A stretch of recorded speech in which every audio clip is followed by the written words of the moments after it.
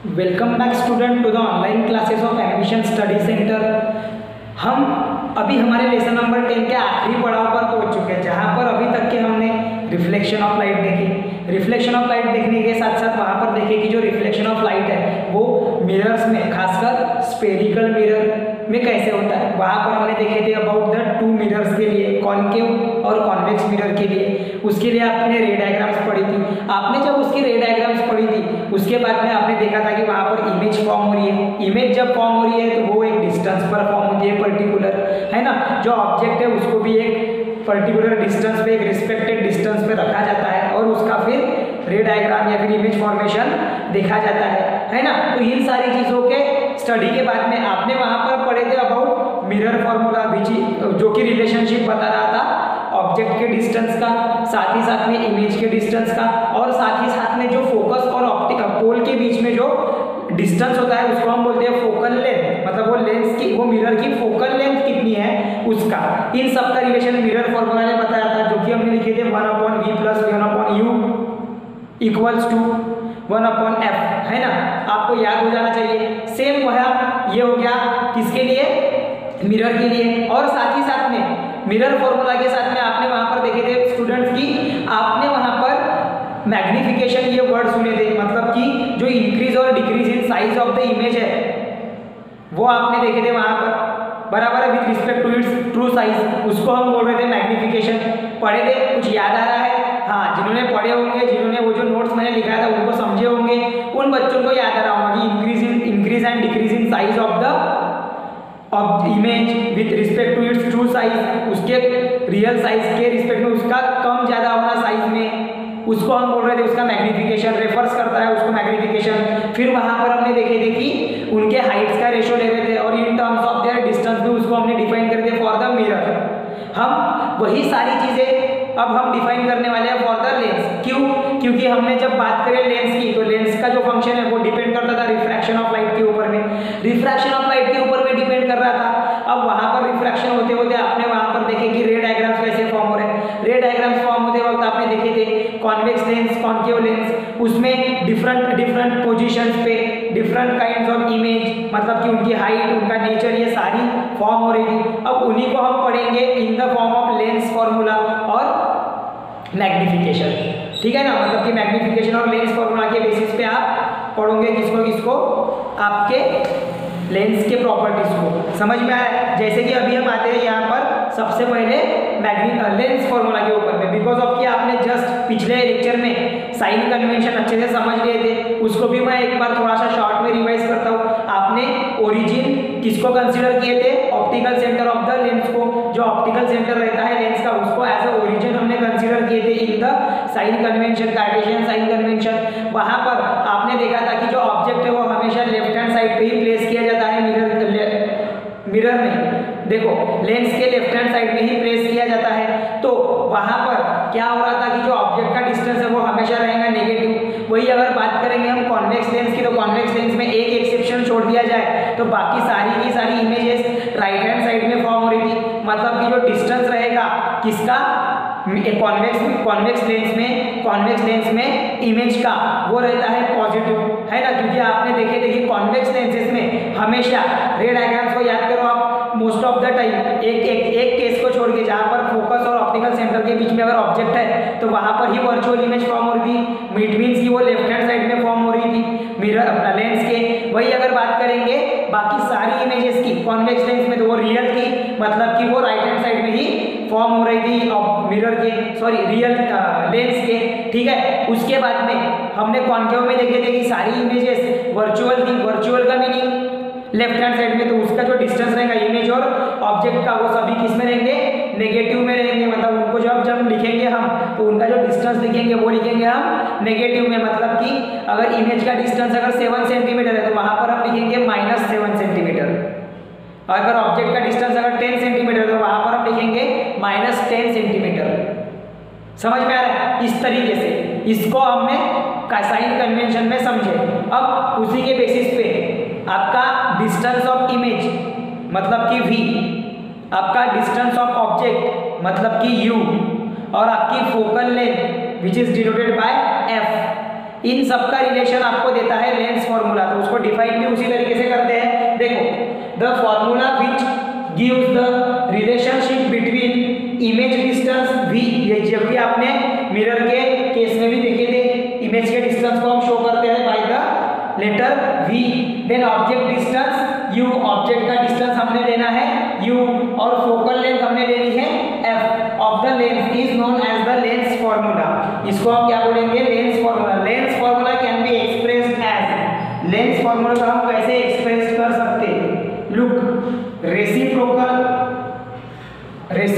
Of distance of image, reciprocal minus reciprocal of distance of object equals to reciprocal of its focal length, है ना।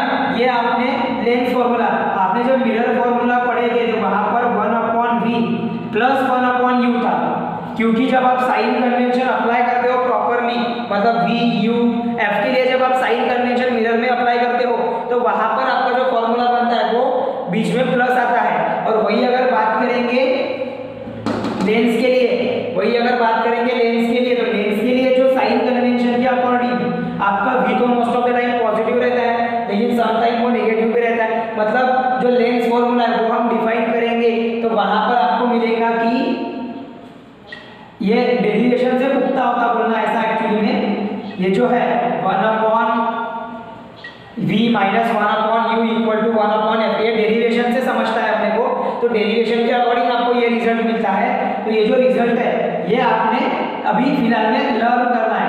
मतलब difference कैसे याद रखोगे? Difference कैसे याद रखोगे? इन mirror positive side between the image distance and object distance, in lens negative side between the image distance and object distance, ठीक है। तो यह है आपका लेंस फॉर्मूला, ठीक है।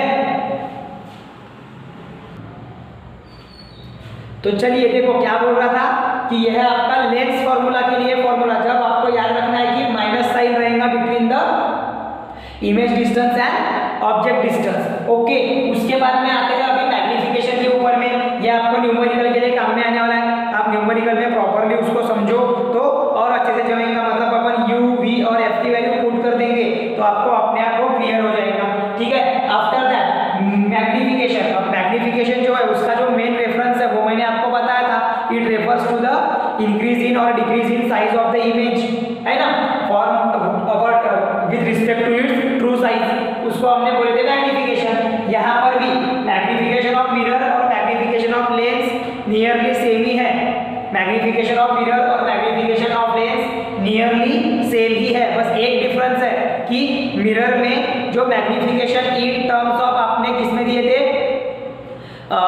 v/u के फॉर्म में, तो वहां पर माइनस साइन था, यहाँ पर वो माइनस साइन कैंसिल हो जाता है जब आप उसको in terms of distance of image and object अगर शो करते हो। तो देखते हैं, देखो magnification produced by lenses, magnification produced by lenses is defined as, इसको कैसे डिफाइन करेंगे? दो तरीके से, एक उसके हाइट में, तो देखो पहले हाइट के फॉर्म में, मतलब कि इमेज के साइज के फॉर्म में, the magnification produced by the lenses is defined as the ratio of the image of the ratio of the height of the image. हमको लेना है रेशियो किसका? Height of the image to the height of object. किसका किसका ratio लेना है हमें? Height of image and height of object का रेशियो, उसको हम बोलेंगे मैग्निफिकेशन। वेरी इजी, तो देखो कैसे लिख रहा हूं, magnification equals to height of image upon height of object, height of image upon height of object. Therefore small m equals to, magnification को आप किससे शो कर रहे थे? स्मॉल m से। मैग्निफिकेशन को आप किससे डिनोट कर रहे थे? स्मॉल m से। So small m equals to, हम कंसीडर करेंगे, ध्यान दो, हम हाइट ऑफ द इमेज को कंसीडर करेंगे h2 और हाइट ऑफ द ऑब्जेक्ट को कंसीडर करेंगे h1। तो आपका जो मैग्निफिकेशन का फॉर्मूला है वो बन जाएगा h2/h1, इसको नाम दे दो इक्वेशन नंबर 2। हम लेंस और मैग्निफिकेशन कंबाइन भी पढ़ रहे हैं, इसीलिए इसको नाम दे रहे हैं हम equation number 2। Okay, equation number 2 दे देंगे इसको कि मैग्निफिकेशन इक्वल टू h2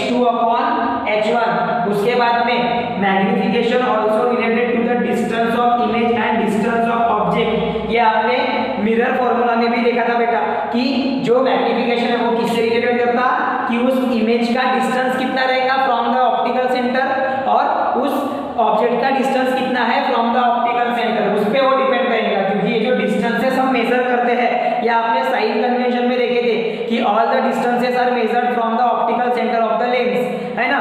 मतलब लेंस में मेजर किए जाने वाले सभी डिस्टेंसेस कहाँ से कंसीडर किए जाते हैं by the Cartesian sign convention, वो किए जाते हैं फ्रॉम द ऑप्टिकल सेंटर। मतलब कि मान के चलो ये आपकी लेंस है तो ये लेंस का ऑप्टिकल सेंटर यहाँ से और यहाँ से, यहाँ पर इमेज है तो इतना डिस्टेंस, यहाँ से ऑब्जेक्ट है तो इतना डिस्टेंस u और ये भी, ये पॉजिटिव ये नेगेटिव। अगर इधर में इमेज है नेगेटिव, इधर भी इमेज है तो पॉजिटिव, इधर में ऑब्जेक्ट कभी रहता ही नहीं है, ऑब्जेक्ट हमेशा लेफ्ट हैंड साइड में सिचुएटेड रहता है, किसके तो लेंस के, ठीक है ना।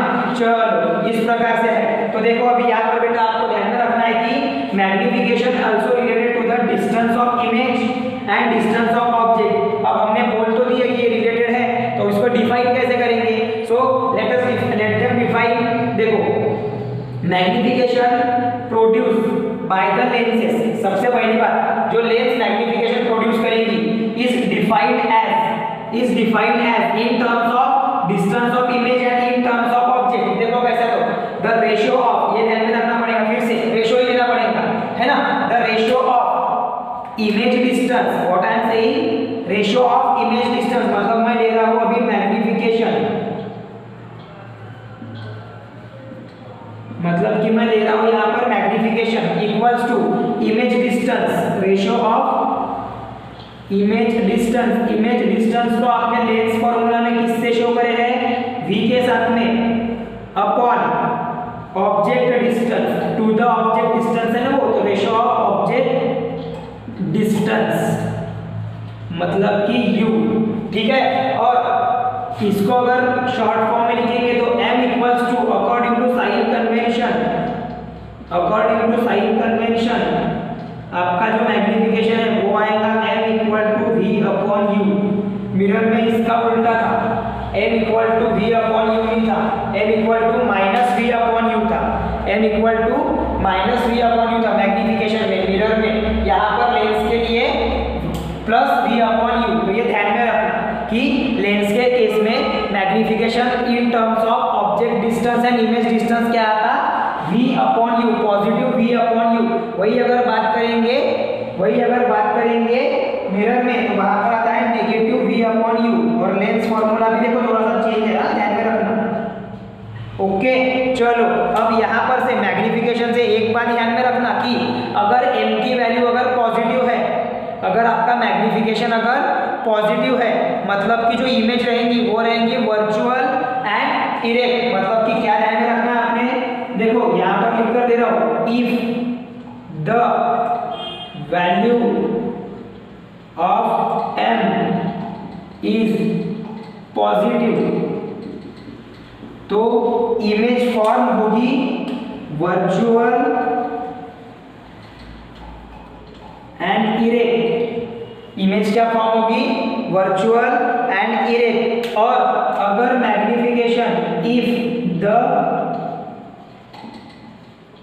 Value of m is negative, अगर m की वैल्यू नेगेटिव आई मतलब ये आप सॉल्व करोगे या फिर इसको सॉल्व करोगे तो वहां पर अगर m की वैल्यू अगर नेगेटिव आई, इसका मीनिंग क्या है, इसका मीनिंग ये है कि इमेज क्या रहेंगी, इमेज का नेचर रहेगा रियल एंड इन्वर्टेड। अब जो वर्चुअल एंड इरेक्ट इमेज है वो कौन से लेंस में फॉर्म हो रहा था, वर्चुअल एंड इरेक्ट इमेज कहां पर मिल रही थी आपको, कौन से लेंस में मिल रही थी virtual and erect image, concave lens में। कहां पे मिल रही थी, कॉनकेव लेंस में। वही अगर बात करेंगे हम कॉन्वेक्स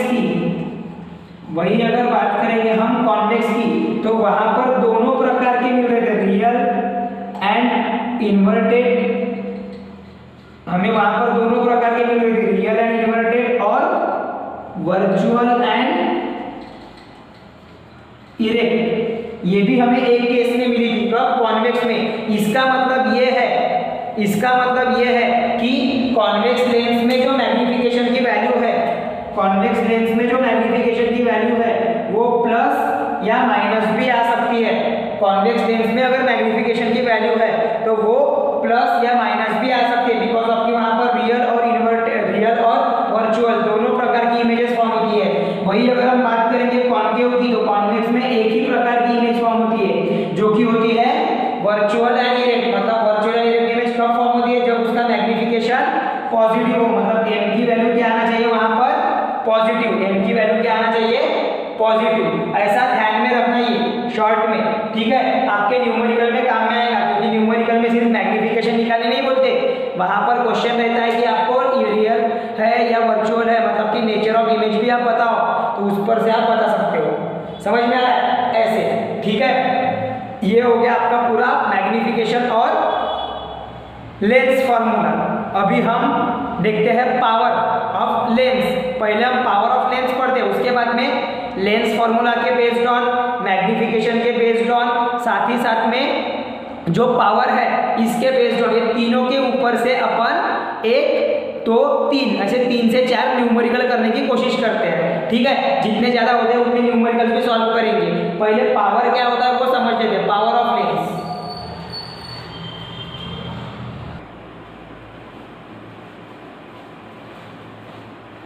चलिए तो अभी देखते हैं power of lens. Power actually में यहाँ पर एक प्रकार से हम देखेंगे कि आपने लेंस में देखे थे कि लेंस क्या करती है, वो करती है लाइट रेज को कॉन्वर्ज या फिर डाइवर्ज। आपने कॉन्वर्जेंस और डाइवर्जेंस अच्छे से पढ़े हैं। तो अब यहाँ पर जब हम बात करते हैं कॉन्वेक्स और कॉन्केव लेंस की या फिर स्फेरिकल लेंस की, तो वहाँ पर जो लेंस का डिग्री रहेगा कि वो कितना ज़्यादा लेंस को कॉन्वर्ज करती है, रे ऑफ लाइट को कॉन्वर्ज करती है या फिर डाइवर्ज करती है, उसे बोला जाता है उसका पावर।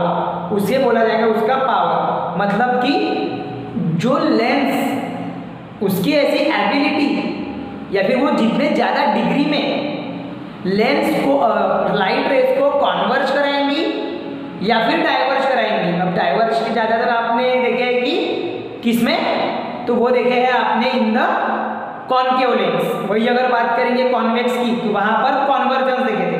तो जो डिग्री ऑफ कॉन्वर्जेंस है, power of lens means what? The degree of convergence and divergence of the light rays falling on the lens. अगर कोई लेंस है जिसके ऊपर में एक रे ऑफ लाइट फॉल हो रही है, तो वो रे ऑफ लाइट फॉल होने के बाद में वो लेंस कितने ज़्यादा उसको कॉन्वर्ज, कितने ज़्यादा एंगल पे, मतलब कितने ज़्यादा डिग्री पे वो उसको कॉन्वर्ज कराएंगी और कितने ज़्यादा डिग्री पे वो डाइवर्ज कराएंगी अगर कॉन्केव है, तो उसे बोला जाता है उसका पावर। उसे क्या बोला जाता है? उसका पावर।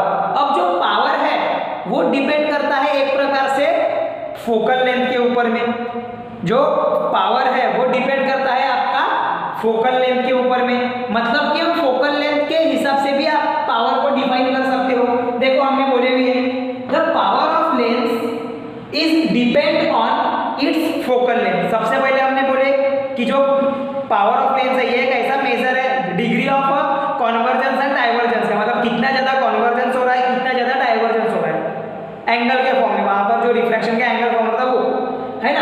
फिर दूसरा क्या बोल रहा है कि power of lens is depend on it's focal length, मतलब जो लेंस का पावर है वो और किस पर डिपेंड करता है? Focal length. अब फोकल लेंथ मीन्स क्या? अगर आपकी ये लेंस है तो ये लेंस का सेंटर, और अगर आपका ये आपका एक्सिस है, ये O और ये आपका फोकस है सपोज, तो ये और ये एक फोकस, ये F2 ये F1। तो अगर आपका फोकल लेंथ हम किसे बोलेंगे? हम फोकल लेंथ बोलेंगे distance between focus and optical centre. इधर से देखेंगे तो यहाँ से यहाँ तक का डिस्टेंस फोकल लेंथ। समझ में आ रहा है? Distance between optical centre and the focus. अब वो फोकस अलग अलग रह सकते हैं सभी लेंस के लिए, साइज के ऊपर में, है ना। हमने यहाँ पर इतना लिया, बड़ा भी रह सकता, मतलब फोकल लेंथ ज्यादा भी रह सकती, कम भी रह सकती, है ना। तो वो फोकल लेंथ पे डिपेंड करती है आपकी पावर ऑफ लेंस। अब हम उसको कैसे डिफाइन करेंगे फिर? Therefore the power of lens is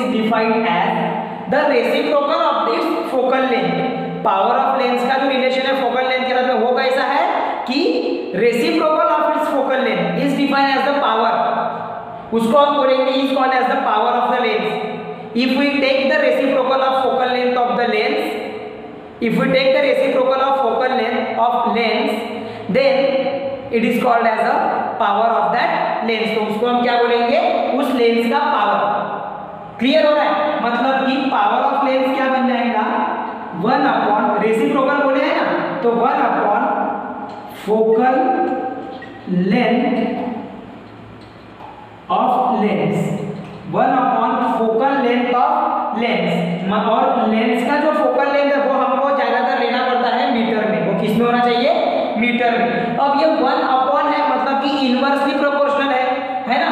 इसका मीनिंग क्या है कि power is inversely proportional to focal length. Power क्या है, इनवर्सली प्रोपोर्शनल है टू द फोकल लेंथ।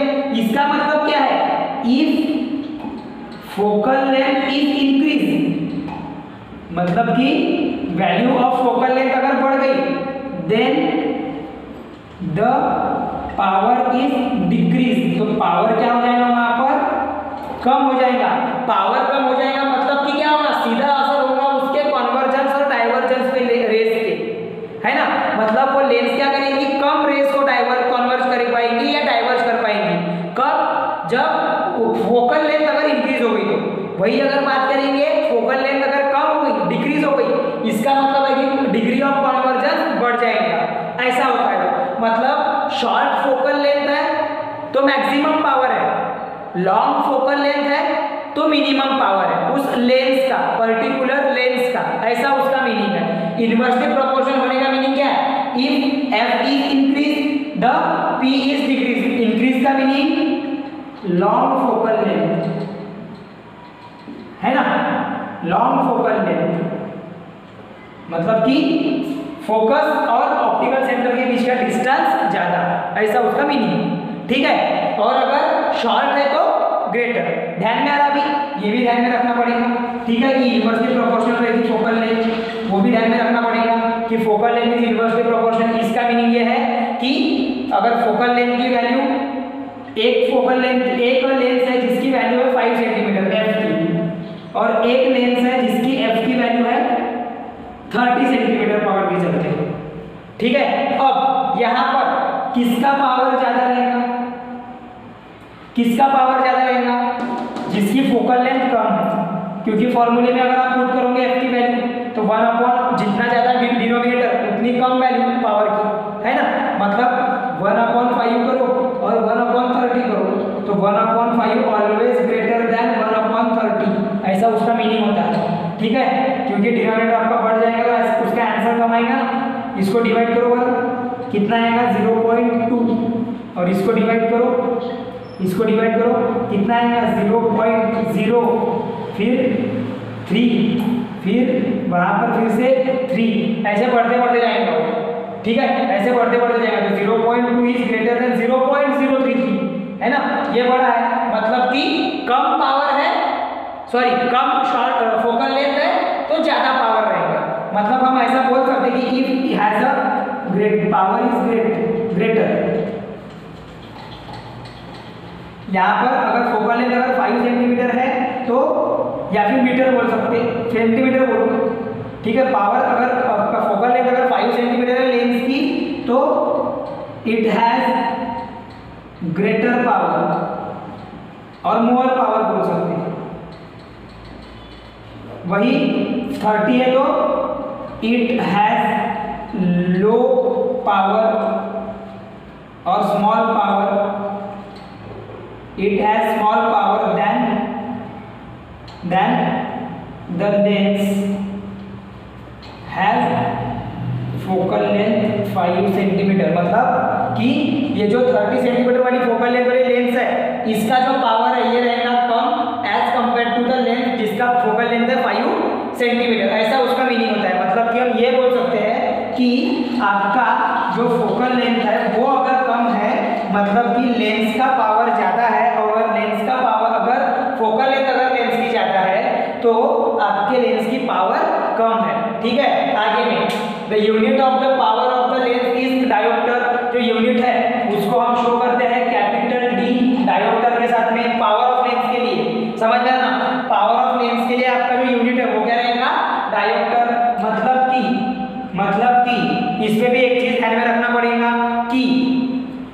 अगर 1 मीटर अगर फोकल लेंथ है, अगर 1 मीटर अगर फोकल लेंथ है कोई लेंस की, तो उसका यूनिट, उसका पावर क्या रहेगा, उसका पावर रहेगा 1 डायोप्टर। क्या रहेगा, 1 dioptre is the power of the lens whose focal length is 1 metre. समझ में आ रहा है, अगर 1 मीटर अगर फोकल लेंथ है, हाँ ऐसा लिखेंगे हम, 1 dioptre equal to 1 upon 1 metre. 1 dioptre equal to क्या लिख सकते हैं आप, 1 अपॉन 1 मीटर, ऐसा आप लिख सकते हो उसको। समझ में आ रहा है, क्योंकि वो क्या है, फोकल लेंथ उसकी 1 मीटर स्क्वायर, ऐसा भी मतलब, और 1 dioptre equal to 1 metre inverse, ऐसा भी लिख सकते हो, है ना। उस तरीके से भी आप उसको शो कर सकते हो, दैट डिपेंड्स ऑन यू, है ना, वो आप पर डिपेंड करता है कि आपको कैसे शो करना है। 1 dioptre equal to 1 metre inverse, metre inverse क्यों आया, ये अपॉन में था, ऊपर चला गया तो मीटर इनवर्स बन गया वो, ठीक है। फिर ये पॉइंट क्या बोल रहा है, देखो ये ध्यान में रखना पड़ेगा आपको कि जैसा अगर कोई जो फोकल लेंथ अगर आपकी सपोज नेगेटिव है, अगर आपका कॉन्वेक्स लेंस है जिसमें उसकी फोकल लेंथ होती है नेगेटिव, कॉन्वेक्स लेंस में आपकी, सॉरी कॉन्वेक्स लेंस में फोकल लेंथ होती है पॉजिटिव। अगर हम बात करेंगे कॉन्वेक्स लेंस की, तो उसकी जो फोकल लेंथ होती है वो क्या होती है, पॉजिटिव, क्योंकि जो इमेजेस है वो हमेशा पॉजिटिव डिस्टेंस पे ही, मतलब पॉजिटिव साइड पे ही कॉन्वर्ज होते हैं, है ना। तो फोकल लेंथ क्या होती है, हमेशा पॉजिटिव रहती है। क्या रहती है, कॉन्वेक्स लेंस की फोकल लेंथ पॉजिटिव। वही अगर बात करते हैं कॉन्केव लेंस की, तो इमेज का फॉर्मेशन ही इधर में होता है, मतलब ये इसके बीच में रहेंगी आपकी फोकल लेंथ जो कि रहेंगी नेगेटिव इधर साइड में, लेफ्ट हैंड साइड में। और अकॉर्डिंग टू साइन कन्वेंशन, अगर कोई वैल्यू लेफ्ट हैंड साइड में, तो उसको हम एज अ नेगेटिव कंसीडर करते हैं, मतलब कि आपकी फोकल लेंथ क्या रहेगी, कॉन्केव में नेगेटिव, कॉन्वेक्स में रहेंगी पॉजिटिव। तो देखो क्या बोल रहा है ये point, a convex lens has positive focal length, so the power of the convex lens is positive. अगर एक कॉन्वेक्स लेंस है जिसकी पॉजिटिव फोकल लेंथ है, मतलब कि उसका जो पावर है उस कॉन्वेक्स लेंस का वो भी क्या है, पॉजिटिव है। And the concave lens has negative focal length, अगर आपकी कॉन्केव लेंस है जिसका नेगेटिव फोकल लेंथ है, so the power of the concave lens is negative. तो इसके लिए जो पावर ऑफ कॉन्केव लेंस रहेगा वो क्या रहेगा, वो रहेगा नेगेटिव। वो क्या रहेगा, नेगेटिव, मतलब फोकल लेंथ नेगेटिव है तो कॉन्केव लेंस का तो जो पावर रहेगा वो भी नेगेटिव में आएगा, और अगर फोकल लेंथ अगर पॉजिटिव है तो वो लेंस का पावर भी क्या रहेगा, पॉजिटिव रहेगा। मतलब इस पर से हम ये बोल सकते हैं कि जो कॉन्केव लेंस होती है उनका पावर नेगेटिव रहता है, और जो कॉन्वेक्स लेंस होती है जनरली उनका पावर पॉजिटिव रहता है। समझ में आ रहा है, तो ये सारी चीजें आपको ध्यान में रखना है रिगार्डिंग द पावर। अब हमारा लास्ट टॉपिक वहां पर जो मोर टू नो में दिया हुआ है, वहां पर आपको पावर कॉम्बिनेशन दिया हुआ है, वहां पर आपको दिया हुआ है पावर कॉम्बिनेशन, है ना, power of a combination of lens. अब कॉम्बिनेशन ऑफ लेंस मीन्स क्या होता है, सबसे पहली चीज, है ना, कॉम्बिनेशन ऑफ लेंस मीन्स क्या, जब हम इंडिविजुअल लेंसेस को, एक अलग अलग इंडिविजुअल लेंसेस को एक पर्टिकुलर मैनर में एक कॉन्टैक्ट में लाते हैं, तो वहां पर वो फॉर्म करते हैं अपना कॉम्बिनेशन। वहां पर क्या फॉर्म करते हैं, कॉम्बिनेशन। अब देखो हर एक इंडिविजुअल लेंस एक एक करके एक दूसरे के साथ में कॉन्टैक्ट में आ रही, वो वहां पर कॉम्बिनेशन फॉर्म कर रही, वो कॉम्बिनेशन फॉर्म कर रही, मतलब उनका एक पर्टिकुलर पावर रहेगा। जैसा अगर हम बात करेंगे कि आपकी अगर लेंस 1 है तो उसका पावर रहेगा P1, आपकी लेंस 2 है तो उसका पावर रहेगा P2, आपकी लेंस 3 है तो आपके लेंस का पावर रहेगा P3। अब इन तीनों लेंस को अगर हमने कॉम्बिनेशन में लगा दिए, तीनों लेंस को अगर हमने कॉम्बिनेशन में लगा दिए, तो वहां पर क्या होगा, रिजल्टेंट पावर इक्वल टू क्या हो जाएगा, P1 upon P2, sorry upon नहीं, P2 प्लस P3 प्लस आएगा, पावर कॉम्बिनेशन में क्या आएगा, प्लस आएगा। अब यही P1 P2 और P3 को हम कैसे लिख सकते हैं, 1 upon F1 plus 1 upon F2 plus 1 upon F3, मतलब कि पावर का मीनिंग क्या है, 1 अपॉन F, तो ऐसा भी लिख सकते हैं। ठीक है, इसको मैंने शॉर्ट में ही लिखा था बेटा, तो इसको आप ऐसा लिख लो, 1/f मीटर, ठीक है। ऐसे ये है पावर कॉम्बिनेशन। आपको डेफिनेशन दी हुई है कि क्या बोला है, if a number of the lenses are placed in close contact, अगर नंबर ऑफ लेंसेज अगर एक क्लोज कॉन्टैक्ट में प्लेस्ड की जाती है, then the power of combination of the lens is equal to the algebraic sum of the power of the individual lens. हर एक individual lens के पावर का सम मतलब पावर ऑफ कॉम्बिनेशन बन जाएगा। समझ में आ रहा है? तो डेफिनेशन लिखने आ सकती है या फिर उसके ऊपर का न्यूमेरिकल आ सकता है। आपने वो प्रिपेयर करके रखना है, काफी आसान और इजी टॉपिक है, तो आप कर सकते हो। ओके, चलो इसका स्क्रीनशॉट ले लो। उसके बाद में हम देखते हैं कि हमें न्यूमेरिकल जो है, हमने रिफ्रैक्टिव इंडेक्स का एक न्यूमेरिकल वगैरह नहीं किए थे, तो उसके बेस्ड ऑन एक न्यूमेरिकल करेंगे और एक न्यूमेरिकल करेंगे मैग्निफिकेशन और पावर के बेस्ड ऑन।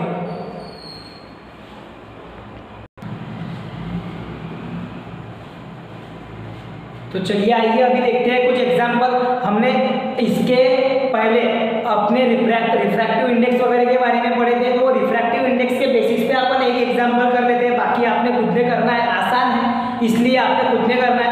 फिर हम देखेंगे examples on the lens formula and magnification. Okay, तो चलो पढ़ते हैं इसका सोल्यूशन। आपको क्वेश्चन क्या बोल रहा है, आपका प्रॉब्लम क्या आपको पूछ रहा है वो देख लेते हैं पहले तो, ठीक है। क्या बोल रहा है देखो, the light enters from the air to glass having refractive index 1.50, मतलब कि जो लाइट है वो एंटर कर रहा है एयर टू वाटर। अब एयर या फिर वैक्यूम भी ले सकते हो आप, ठीक है। हाँ, तो light enters from air to glass having the refractive index 1.5। क्या निकालना, क्या दिया है उसका refractive index 1.5 and what is the speed of the light in the glass. तो हमें निकालना है speed of the light in the glass, मतलब v2 की वैल्यू, या फिर speed of light in glass भी लेके तो भी चल जाएगा, ठीक है। Then the speed of the light in vacuum is 3 × 10⁸ metre पर सेकंड।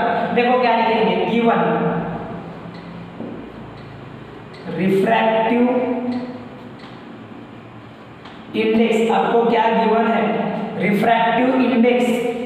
हमें क्या गिवन है, refractive index of glass given है। क्यों हम ग्लास का रिफ्रैक्टिव इंडेक्स लिख रहे हैं, क्योंकि लाइट कहां से कहां एंटर कर रही है, एयर टू ग्लास, मतलब कि बेंडिंग कहां पर होगा, ग्लास में। लेकिन यहाँ पर एयर जो है एज अ वैक्यूम का काम कर रही है, मतलब एब्सोल्यूट है, इसीलिए वो फॉर्मूला रहेगा v1/v2, ठीक है। तो रिफ्रैक्टिव इंडेक्स ऑफ ग्लास आपको दिया हुआ है 1.50। ध्यान में रखना, रिफ्रैक्टिव इंडेक्स का कोई यूनिट नहीं होता, रिफ्रैक्टिव इंडेक्स का कोई यूनिट जनरली नहीं होता। समझ में आ रहा है? फिर 1.50 आपको दिया हुआ है रिफ्रैक्टिव इंडेक्स। उसके बाद में आपको क्या गिवन है, speed of light in vacuum कितनी दी हुई है, 3 × 10⁸ पर मीटर पर सेकंड, है ना। वैक्यूम लिखो या फिर ऐसा ऑप्शन में एयर भी लिख सकते हो, ठीक है। वैक्यूम और एयर सेम थी, मतलब स्पीड ऑफ लाइट सेम रहती है। Therefore by using formula,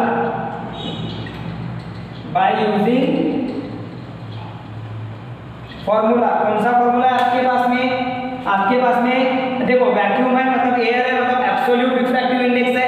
absolute refractive index के लिए फॉर्मूला कौन सा यूज करते हो, हम करेंगे वहां पर refractive index of glass equal to speed of light in air upon speed of light in. Speed of light in क्या रहेगा बताओ, ग्लास, है ना, ये रहेगा। Therefore refractive index of glass कितना है, 1.50 equal to speed of light in air that is vacuum 1.8 metre पर सेकंड अपॉन निकालना क्या है, speed of light in glass. क्या निकालना है हमें, speed of light in glass find out करना। तो हम इसको इधर लेके आ जाएंगे, बराबर है। तो क्या हो जाएगा, speed of light in glass equal to 3 × 10⁸ metre पर सेकंड अपॉन 1.5। इसको डिवाइड करोगे तो आपको आंसर मिलेगा 2 × 10⁸ मीटर पर सेकंड। इसको जब आप डिवाइड करोगे तो आपको आंसर क्या मिलेगा, 2 × 10⁸ मीटर/सेकंड। समझ में आ रहा है? तो ये रहेगा आपका speed of light in glass. ये क्या रहेगा आपका speed of light in glass. अब उसके बाद में हमने अभी देखे कि लेंस फॉर्मूला देखे, है ना, और मैग्निफिकेशन देखे। तो अभी हम देखेंगे लेंस फॉर्मूला और मैग्निफिकेशन के ऊपर के बेस्ड ऑन न्यूमेरिकल्स, ठीक है, जो कि आपके टेक्स्ट बुक में आपको दिए हुए हैं एज अ सॉल्व एग्जाम्पल। तो वही हम अभी ले रहे हैं यहाँ पर फिलहाल में, ठीक है। पहले आप इसका कंप्लीटली स्क्रीनशॉट ले लो, फिर हम दूसरा एग्जाम्पल देखते हैं। चलो अभी देखते हैं एक numerical based on the focal length, मतलब कि लेंस फॉर्मूला और मैग्निफिकेशन के ऊपर में। देखो आपको एग्जाम्पल क्या बोल रहा है ये वाला, the concave lens has a focal length of 15 centimetre. आपकी जो कॉन्केव लेंस है उसका फोकल लेंथ कितना है, सपोज 15 सेंटीमीटर, ठीक है। उसके बाद में कॉन्केव लेंस का ध्यान में रखना, मैंने इसके पहले थ्योरी में बहुत सारा कुछ दिखाया था। कॉन्केव लेंस में फोकल लेंथ अगर 15 है तो क्या लिखाया था, वो नेगेटिव में रहेंगी, देखेंगे भी आगे में। At what distance should be the object from the lens be placed, मतलब आपको ऑब्जेक्ट कितने डिस्टेंस पे रखना पड़ेगा, कहां से, लेंस से, so that it form an image of 10 centimetre from the lens, ताकि वो लेंस से 10 सेंटीमीटर की दूरी पर इमेज बनाए।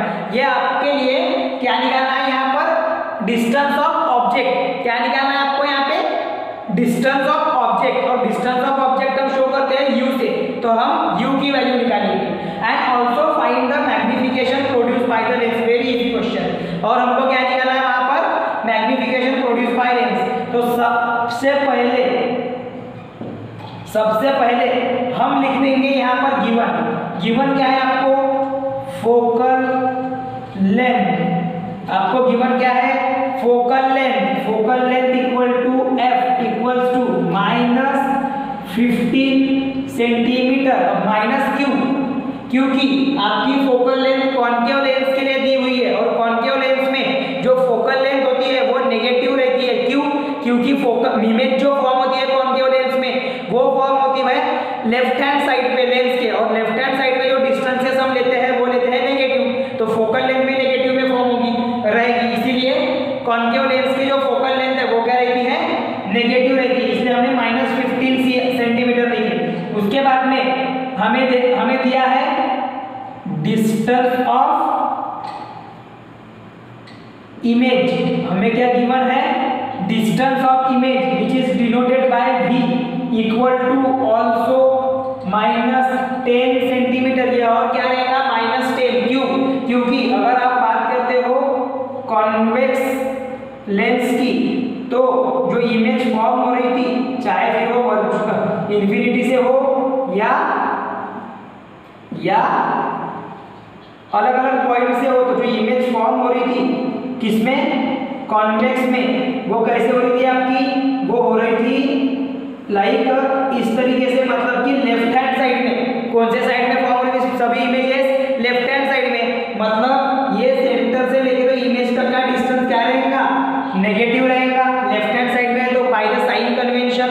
इसीलिए यहाँ पर जो डिस्टेंस ऑफ इमेज है वो भी क्या है, v equal to -10। v equal to क्या लिया है आपने, -10। समझ में आ रहा है अभी ये, हाँ। उसके बाद में टू फाइंड निकालना क्या है हमें, डिस्टेंस ऑफ ऑब्जेक्ट। आप उसको ऑब्जेक्ट डिस्टेंस भी बोल सकते हो, equal to u equal to how much, वो निकालना है आपको। और आपको निकालना है second thing, magnification of lens equal to equal to m equal to what, वो निकालना है, फाइंड आउट करना है, क्वेश्चन मार्क दिए। फॉर्मूला, थर्ड चीज क्या लिखेंगे हम, फॉर्मूला टू बी यूज्ड। हमको कौन से फॉर्मूला यूज करना है, डिस्टेंस ऑफ इमेज निकालने के लिए, डिस्टेंस ऑफ ऑब्जेक्ट निकालने के लिए लेंस फॉर्मूला यूज करूंगी। डिस्टेंस ऑफ इमेज निकालने के लिए लेंस फॉर्मूला यूज करेंगे, जो कि गिवन है 1+1/v minus 1/u equal to 1/f। ये और सेकंड फॉर द मैग्निफिकेशन। अब यहाँ पर मैग्निफिकेशन के दो फॉर्मूले हैं तो दोनों लिख कर रख देंगे, ठीक है ना, लेकिन हम यूज करेंगे कोई भी एक, H2/H1 और M = V/U, ठीक है ना। तो हम जो यूज कर रहे हैं वो कर सकते हैं। ये तो एक काम करो, इसको लिखो ही मत, एक ही लिखो जो नीडेड है, क्योंकि आपको यहाँ पर V और U दिया है, हाइट तो दी हुई नहीं है, तो आप कौन सा यूज करोगे फॉर्मूला, V/U, M = V/U, ये वाला फॉर्मूला यूज करोगे, ठीक है। अब देखते हैं कैलकुलेशन, अब आते हैं कैलकुलेशन के ऊपर में, ठीक है। अब आते हैं कैलकुलेशन। तो कैलकुलेशन में यहाँ पर नहीं कर रहा हूँ, इधर में कर रहा हूँ। ये जो आपका कैलकुलेशन है ये हम इधर में करेंगे। देखो कैलकुलेशन में कैसे लिखेंगे, from first formula, from first formula क्या है, 1/V - 1/U = 1/F। सो हमें निकालना क्या है, एक्चुअली में U की वैल्यू निकालना है। हमें निकालना किसकी वैल्यू है, U की वैल्यू निकालना है। तो हम क्या करेंगे, U को एक साइड रखेंगे, देयरफॉर -1/U = 1/F - 1/V, समझे, माइनस और ये माइनस का, ठीक है। देयरफॉर अब ये -1/U को जैसे का वैसा ही रहने दो, इधर में वैल्यूज पुट करो, 1/F, F की वैल्यू -15, F की वैल्यू -15 है ना। F की वैल्यू क्या आएंगी आपकी -15। एक काम करो, ऐसे मत करो, इसको ऐसे मत करो, आप क्या करो कि ये जो आपका -1/U है, -1/U है, इसको आप क्या कर दो, पहले ले लो, इसको आप पहले ले लो, मतलब कि पॉजिटिव बना लो उसको। इसको अगर पॉजिटिव करेंगे तो इसको इधर लेके आओ और -1/F को लेफ्ट हैंड साइड, इन दोनों को इंटरचेंज करो, ठीक है। तो क्या हो जाएगा, 1/V जैसे का वैसा, यहाँ पर क्या आ जाएगा -1/F, यहाँ पर क्या आ जाएगा, ये प्लस था तो ये माइनस हो गया, ये माइनस है तो उधर जाएगा तो प्लस अपॉन 1/U, समझे क्या, कि देखो ये माइनस साइन था ना, तो ये -1/U उधर लेके जाएंगे, प्लस हो जाएगा। फिर हमें क्या चाहिए, सिर्फ 1/U चाहिए, तो 1/F को इधर लाना पड़ेगा। तो और एक स्टेप ना करते हुए हमने डायरेक्ट करें, ठीक है। हम ऐसा भी कर सकते थे, हम ऐसा भी कर सकते थे, 1/V पहले लिख देंगे, फिर ये माइनस को प्लस कर दो, तो 1/F + 1/U, ठीक है। देयरफॉर 1/V हमें चाहिए क्या, 1/U, तो ये 1/F को इधर, मतलब कि ये ऐसा = 1/U, इस तरीके से। अब वैल्यू पुट करो, इसी को कैसे लिख सकते, सबसे पहले that is 1/U = 1/V - 1/F। ये स्टेप के पीछे ये दो स्टेप है, ठीक है। देयरफॉर 1/U = अब वैल्यू पुट करो, V और U की वैल्यू पुट करो। V की वैल्यू क्या है आपके पास में, -10 -15, देयरफॉर 1/U = देखो वहां पर -10 -15, अब क्या होगा, ये माइनस साइन ऐसे कॉमन ऊपर में प्लस, और ये माइनस माइनस प्लस, तो ये हो जाएगा माइनस प्लस का +15। अब क्या करो, 1/U = इनका दोनों का भी एलसीएम 30, दोनों का भी एलसीएम क्या आएगा 30, समझ में आ रहा है। सो 1/10 × 3 प्लस 1/15 × 2, क्यों, क्योंकि दोनों का एलसीएम क्या है, एलसीएम देखो ऐसा रखने, 10 और 15 दोनों का एलसीएम क्या है 30 है, मतलब दोनों के टेबल में फर्स्ट डिजिट जो कॉमन है, वो फर्स्ट नंबर जो कॉमन है वो कौन सा है 30, एलसीएम 30 है, तो उसको एलसीएम 30 बनाने के लिए हम क्या करेंगे, हम लिखेंगे यहाँ पर सभी को × 3 एंड 2 कर देंगे, न्यूमरेटर और डिनोमिनेटर को। तो यहाँ पर मिल जाएगा 3/30 + 2/30, when the denominator are same then we should add the numerator। जब आपके डिनोमिनेटर सेम होते हैं तब हम न्यूमरेटर को ऐड करते हैं। आपने ये फ्रैक्शन में बहुत अच्छे से पढ़े हैं, है ना, आपने ये फ्रैक्शन में बहुत अच्छे से पढ़े हैं, ठीक है। तो यहाँ पर आएगा -3 + 2, यहाँ पर क्या आएगा -3 + 2, तो ये हो जाएगा 1/u = -1/30। क्या हो जाएगा -1/30। इसका मीनिंग ये भी है कि u ये क्या हो जाएगा u = -30। 1/30 का मीनिंग क्या था? 1/30 की वैल्यू क्या थी? -1/30। हमको क्या चाहिए? सिर्फ u की वैल्यू चाहिए, मतलब कि हमें डिस्टेंस ऑफ ऑब्जेक्ट चाहिए। तो अपॉन में हम वो नहीं निकाल सकते, हम क्या लेंगे फिर u = 30, रेसिप्रोकल कर देना उसको। So therefore distance of object is -30 centimetre. हमें -30 सेंटीमीटर पे क्या रखना पड़ेगा? ऑब्जेक्ट को रखना पड़ेगा, डिस्टेंस उसका, ठीक है। नाउ मैग्निफिकेशन, अब हम क्या कैलकुलेट करेंगे? मैग्निफिकेशन m, ठीक है। तो m = क्या यूज करेंगे यहाँ पर? v/u। m = क्या यूज करोगे आप? v/u फ्रॉम फॉर्मूला 2 = v की वैल्यू आपने निकाले थे -10/u की वैल्यू -30, इसको डिवाइड करो, माइनस माइनस कैंसल, ये बन गया प्लस, ये हो गया 1/3। 1/3 कैसे? ये 10 1s एंड 10 3s, तो ये बन गया 1/3। इसको अगर आप डिवाइड करते हो तो ये आएगा 0.033, ऐसा आएगा इसका आंसर 0.033। समझ में आ रहा है? ये है आपका मैग्निफिकेशन। तो आपको बोले ना कि what find the magnification produce by the lens, तो जो मैग्निफिकेशन प्रोड्यूस होगा लेंस के थ्रू वो क्या रहेगा?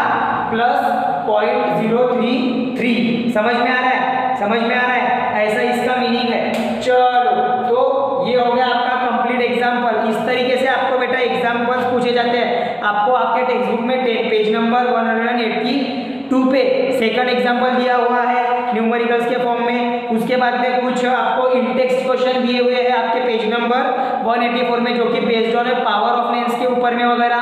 तो आपको फॉर्मूला पता है, वैल्यू पुट करो, आंसर फाइंड आउट करो और प्रैक्टिस करते रहो खुद से। ज़्यादा हार्ड एग्जाम्पल है नहीं इसके, अगर कुछ रहते भी है तो हम डाउट सेशन वगैरह में उसको क्लियर करते हैं, अगर आपको उससे रिलेटेड कुछ डाउट है तो, ठीक है। अगर नहीं तो आप बिल्कुल करो, उसको प्रॉपरली करो और पूरे न्यूमेरिकल्स की प्रैक्टिस करना है, मिरर फॉर्मूला के लिए भी और इसके लिए भी, लेंस फॉर्मूला के लिए भी। समझ में आ रहा है? रिफ्रैक्टिव इंडेक्स एवरीथिंग उसमें आ गया। यहाँ पर ये आपका चैप्टर फिनिश होता है। अगर कुछ डाउट है so we will discuss it in the doubt session. और आपने प्रिपरेशन शुरू रखना है ना। टेस्ट वगैरह के लिए भी तैयार रहो, अच्छे से प्रिपेयर करो, बोर्ड के हिसाब से एग्जामिनेशन के पॉइंट ऑफ व्यू आपने प्रिपेयर करना है। अच्छे से अपना कॉन्सेप्ट वाइज उसमें प्रैक्टिस रखो तो जम जाएगा, इजीली जम जाएगा। हम जब नेक्स्ट क्लास में देखेंगे, नेक्स्ट अगर लेसन देखेंगे तो आपका वो दिया हुआ है कि human I and the colourful world, आसान लेसन है। ह्यूमन आई वगैरह का स्ट्रक्चर वहां पर हमें पढ़ना है, देखते हैं उसके बारे में भी इन द नेक्स्ट चैप्टर। अभी के लिए इतना ही।